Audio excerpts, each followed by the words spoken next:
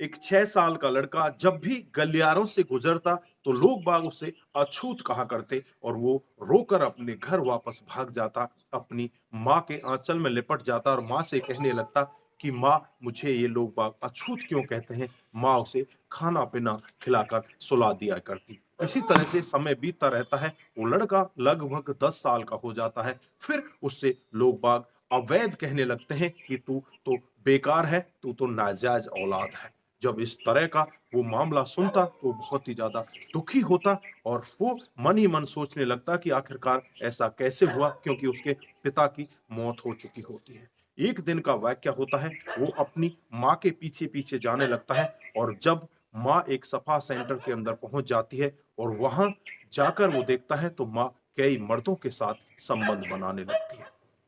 माँ की ऐसी हालत को देखकर वो बेटा वहां से वापस आता है और वापस चलता चलता रास्ते में ही फुटपाथ पर सो जाता है। उसकी उम्र लगभग उस समय 10 साल होती है। 10 साल का बच्चा फुटपाथ पर सो रहा होता है। वहीं से एक दादा गुजर रहे होते हैं अपने एक छोटे बच्चे को लेकर। इस बच्चे की ऐसी हालत को देखकर उसे अपने पास बिठाते हैं, बहलाते हैं, पुचकारते हैं और उसे ले जाकर अनाथ आश्रम में बिठा देते हैं। यहाँ पर ये बच्चा रोता रहता है और रोते-रोते वो यही कहता है कि मेरा इस दुनिया में कोई भी नहीं है। उसके बाद वो अनाथ आश्रम में वहीं रहता है और पढ़ लिख कर वहाँ पर मैनेजर बन जाता है। लेकिन उसके जीवन में यहाँ पर भी होता कुछ ऐसा है कि उसका अतीत आज भी उसका पीछा नहीं छोड़ता और वो इतने बड़े क्राइम को कर जाता है जिसकी कोई कल्पना भी नहीं कर सकता।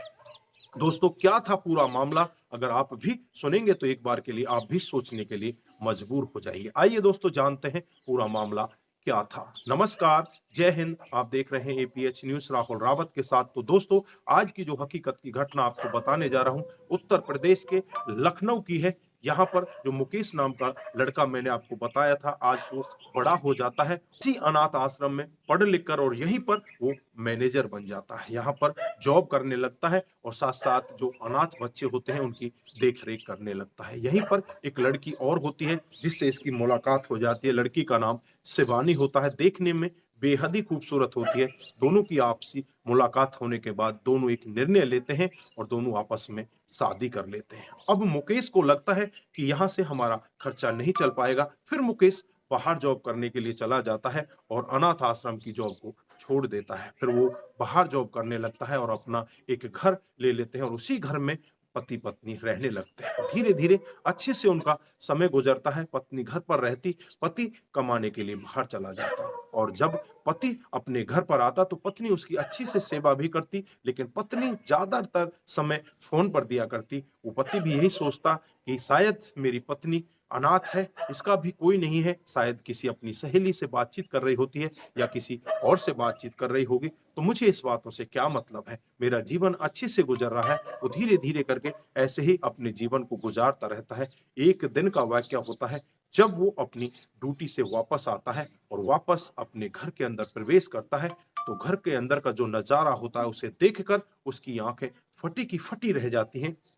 अपनी पत्नी को किसी गैर मर्द के साथ नग्न अवस्था में देखता है। उसका गुस्सा इतना ऊपर बढ़ जाता है, वो वहीं पर पड़ा हुआ एक पत्थर उठाता है और दोनों के सिर पर ताबड़तोड़ वार कर देता है। दोनों को वहीं पर मौत के घाट उतार देता है और फिर खुद ही पुलिस को फ़ोन करता है और पुलिस वालों से कहता है कि मैंने 2-2 लोगों को मार डाला है, आप यहाँ पर आ जाइए। उसके बाद पुलिस वहाँ पर आती है, पुलिस दोनों डेड बॉडियों को अपने कब्ज़े में लेती है, उन्हें पोस्टमार्टम के लिए भेज देती है। लेकिन यहाँ पर उस व्यक्ति से पूछा जाता है कि तुमने ऐसा क्यों किया? तो वो व्यक्ति रोने लगता है और कहने लगता है कि मेरा अतीत बहुत खराब था, लेकिन मैंने सोचा कि मैं जैसे-जैसे बड़ा होऊँगा तो मेरा अतीत बदलता चला जाएगा, मैं ठीक से काम करने लगूँगा, लेकिन मुझे नहीं पता था कि मेरा अतीत मेरा कभी भी पीछा नहीं छोड़ देगा। क्योंकि मेरी माँ बदचलन थी, उसकी वजह से मैंने अपना घर-परिवार छोड़ दिया था और उसके बाद मैं अनाथ आश्रम में आकर रहने लगा। लेकिन आज मेरी पत्नी भी इसी तरह की बदचलन मिल गई।